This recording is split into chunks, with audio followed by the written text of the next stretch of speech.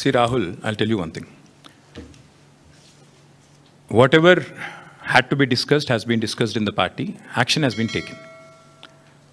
Once action has been taken, there is nothing further that I can add or comment. Because whatever had to be discussed internally on party forums, we have done that. And we have acted. And therefore, after the action has been taken, there is nothing further for me to comment or elaborate on. Thank you. ఏం మాట్లాడతారు?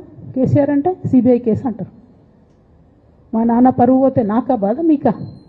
మీకు పైసలు కావాలి కదా, మీకు పేరుతోనేం పని? ఇంకా కూడా ఈ విషయాలు అర్థం చేసుకోకుండా, ఇంకా కూడా ఇటువంటి వ్యక్తుల్ని దూరం పెట్టుకోకుండా ఉంటే ఇక కేసీఆర్ గారి మీద సిబిఐ కేసు వేసేటటువంటి స్థాయికి వచ్చినాక ఏం పార్టీ ఉంటేంది పోతేంది. బీఆర్ఎస్ పార్టీ నాయకులు నన్ను తిట్టుకున్నా సరే, లోకల్ బాడీ ఎన్నికలలో నాకు నష్టం జరుగుతుంది అనుకున్నా సరే, మా నాన్న మీద సిబిఐ ఎంక్వైరీ పడ్డాక ఏముంది, తొక్కల ఎలక్షన్ ఒకటి గెలుస్తారు, ఒకటి ఓడిపోతారు.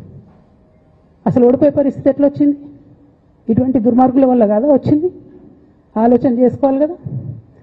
అంటే నా దగ్గర పైసలు ఉన్నాయి, టీవీలు ఉన్నాయి, సోషల్ మీడియాలు ఉన్నాయి, ఏటు పడితే అటు మాట్లాడతామంటే తోలు తీస్తాం చెప్తున్నా నేను. గీత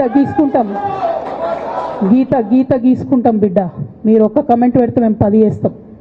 ఏది పడితే అది మాట్లాడచ్చు సోషల్ మీడియాలో అనుకుంటూ చూసుకుంటూ ఊరుకుంటున్నా.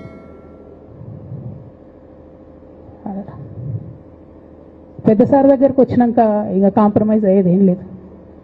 ఘోష్ కమిషన్ వేసిన రోజే నేను చెప్పిన, ఎందుకు రియాక్ట్ కాలేదు పార్టీ అని అడిగిన ఆ రోజునే. నిన్న సిబిఐ ఎంక్వైరీ వేస్తున్నా అని రేవంత్ రెడ్డి గారు అసెంబ్లీలో చెప్తే తెలంగాణ బంద్ ఖాళీ వద్దా, బగ్గు మనొద్దా? తెలంగాణ ఎట్లా మాట్లాడతారు? నిజంగానే మనిషి అవినీతి అయితే, నిజంగానే మనిషి డబ్బులు తినోడైతే వేరు మాట. ఆయనకు తిండి మీద కూడా ధ్యాస ఉండదా బాబు? తెలంగాణ అదే పిచ్చి. అట్లాంటి మనిషిని పట్టుకొని ఇవాళ ఏది పడితే అది మాట్లాడితే కూడా రియాక్ట్ కాకపోవడం చాలా దారుణం, చాలా దారుణం. నేను దీన్ని తీవ్రంగా ఖండిస్తున్నా. At the same time